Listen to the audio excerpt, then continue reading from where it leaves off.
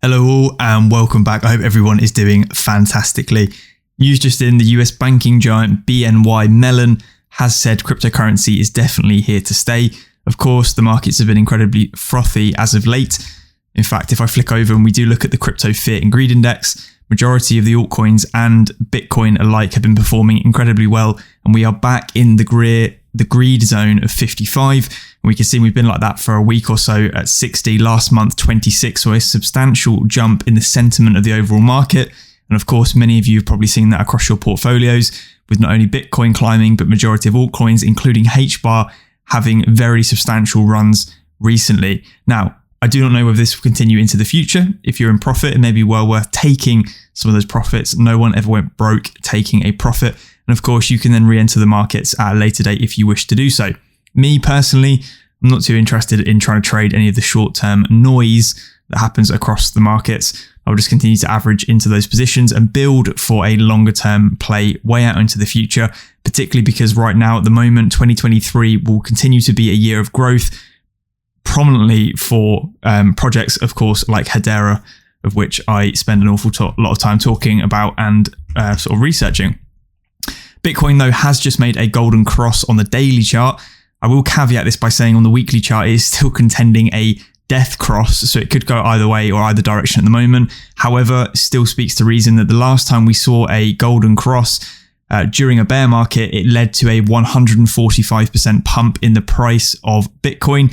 So if this was repeated at today's current prices-ish, Bitcoin would hit somewhere around $58,000 in less than 60 days. So that's the timeframes we'll be looking at here for explosive amounts of momentum throughout the markets. We have been seeing a lot of momentum recently, and again, primarily being driven by those macroeconomic factors. We had a 25 basis point hike to the interest rate over in the United States, and also the jobless claims reports have been looking quite healthy, particularly for a market or economies that are supposedly meant to be in a recession at some point during 2023. And of course, there's a lot of murmurings at the moment that economies that actually don't go through a recession could actually be bearing something much worse in the years to come. But of course, at the moment, the markets are still slightly risk adverse. We've seen that because the total amount of capital effectively circulating in the cryptocurrency markets is, of course, way down from what we'd previously seen at all-time highs. There was $2.5 trillion circulating throughout cryptocurrency. And at the moment, we're just about breaking pace with $1 trillion across the markets. So there is still a ton of scope for things to move. Like I said, sentiment is saying greedy at the moment. Potentially, we will see a bit of a pullback. On the flip side, the technical side for Bitcoin is looking fairly bullish, but we will see how this plays out. Again, take everything with a pinch of salt, and making sure that you guys are understanding your positions is the more important thing to be doing over the long term. I am not a short-term trader. Coinbase CEO that has said that he has heard rumors the SEC wants to ban crypto staking. Of course, there's been a lot of news over the last week or so, particularly around CBDCs in the United Kingdom, with forecasting for, say, 2030 for a release. There appears to be a lot more crypto regulation coming in. It's important to keep up to date with the likes of this. I don't actually think staking will be banned per se. It may be made more difficult, and tax implications as well could become more prominent depending on the jurisdiction that you guys live within. So of course, making sure you're keeping up with your due diligence on things like that. USDT's entity Tether as well profited $700 million in Q4 alone of 2022, witnessed massive profits effectively amidst a bear market. And of course, we continue to see this with the sheer volume being transacted via Tether, clearly showing that it is a viable payment processing option in the world of crypto. And of course, things like this will continue. Anyway, that is enough of what's going on in the markets at the moment. Time to move on to Hedera, because over the last week or so, there has been an absolute ton of different news being released from across the ecosystem. The first one being some absolutely phenomenal news that you can now stake your Hbar with a Ledger device on Hashpack directly. So Ledger support is now live, and you can integrate that with Hashpack and stake from that Ledger device. Staking only works though on a new Ledger account. Existing accounts are unable to stake their funds. Simply just create a new account and transfer all of your assets over. And they do actually have a guide on their website. I will leave this link down in the description for you guys. Please note as well, this new feature is only meant to be a temporary solution until Ledger support becomes available. This feature enables Ledger users to take advantage of their staking rewards immediately before the official support is added. Happy staking, Barbarians. please, of course, ensure that you guys are updated to the latest version. Otherwise, this won't be available to you. I will leave that link down in the description. Some other massive news as well to hit fresh off the press over the last couple of days is that the newest governing council member has been announced, and it is Dell of all companies. We are excited to announce that Dell has joined the Hedera Governing Council, helping organizations explore DLT and developing applications for highly decentralized, mission-critical environments such as edge computing and Dell Edge. Since its inception almost 40 years ago, Dell has maintained its position as a global leader in computing. By joining the Hedera Governing Council, Dell will further strengthen its ability to help customers on their digital transformation through the applications of DLTs. By gaining that hands-on digital experience with distributed ledger technology, we are able to serve as a rational, holistic voice for customers considering incorporating DLT into their digital transformation. Hedera looks forward to seeing the value this new partnership will bring, with Dell's unique insight and extensive industry experience to the Hedera ecosystem and Web3 as a whole, further accelerating the global shift towards a decentralized future. Hello, future. This is an absolutely massive sort of governing council announcement, partnership with Dell, and clearly Dell are looking to explore what Hedera has to offer as a DLT service, not only for their own internal and sort of corporate uses, but also for its clients, which is of course massive.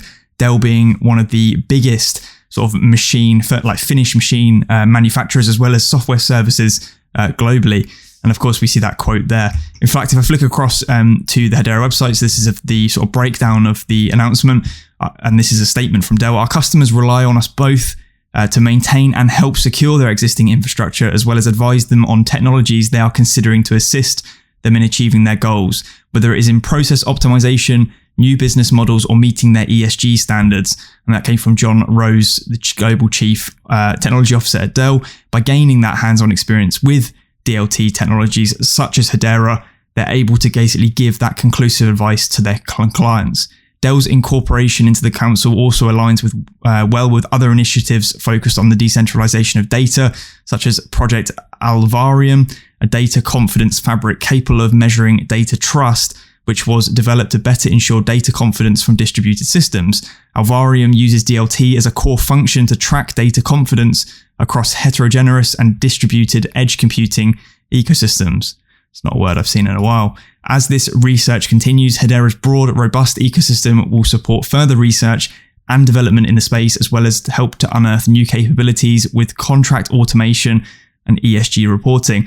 I said in some videos probably about 6 to 12 months ago when we were talking about Dovi quite a lot, ESG and ESG reporting and things to do with carbon offsetting will become a main narrative because it is a global sort of target for the world, right? It's something for the earth effectively, where carbon offsetting and minimizing and reducing the amount of carbon footprint is becoming really big for big business, particularly off the back of how governments are clamping down on it. And things like ESG reporting play a pivotal role in enabling these corporations to actually hit those targets to prevent being fined, etc. So helping to unearth new capabilities with contract automation and ESG reporting will be something that has a growing need into the future for big business.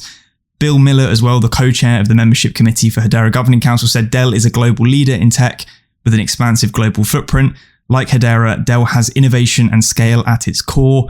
Dell's insight and decades of computing experience will bring even more expertise and innovative thinking to Hedera Governing Council. Massive, massive partnership here. And it'd be really interesting to see as well whether Dell actually does have any use cases potentially in the pipeline. It does look like that. They're talking about their edge services and their cloud computing, as well as things like reporting. There may be some use cases similar to how 𝗟𝗏𝗡𝗏 or Avery Dennison implemented 𝗟𝗏𝗡𝗏 over on the mainnet. Not only that, the Hbar Foundation came out earlier today saying we're excited to announce the launch of Afrofutureal's $1 million Africa Metaverse Fund, enabling Africa's creative industry to enter Web 3.0. The fund's first project, Derived, is now live on the Hedera mainnet with a curation of high-profile artists leveraging Hbar NFTs. Through Derived, NFT artists collaborate with Africa's cultural institutions and museums to remix rich archives into their work. This creative partnership enables both parties to monetize these digital archives whilst shining a light on Africa's deep history and culture. Derived has launched with a collective of museum partners including CF Memories and the Mohammed Amin Foundation in Nairobi, enabling artists to create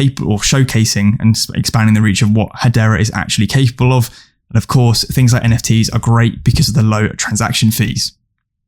Today as well, Timeless BV is excited to announce a successful integration of the Timeless platform with Dovu's credit platform. I've not talked or spoken about Dovu in quite a while, but they are clearly still building behind the scenes. Their token has obviously taken a bit of a bashing recently, but this integration enables customers to purchase fully verified carbon credits directly through the Timeless platform, integrated, I guess, with the back end of what Dovu is actually doing. Speaking on the completion of the integration, Timeless executive chairman and acting CEO said, "Our partnership with Dovu Official further strengthens our offering to the market by allowing our customers to offset their carbon emissions more effectively." And this will be the first of many. Don't forget, Dovu as well was helping to offset people's carbon emissions over at Davos, part of the Hedera house. They were over there.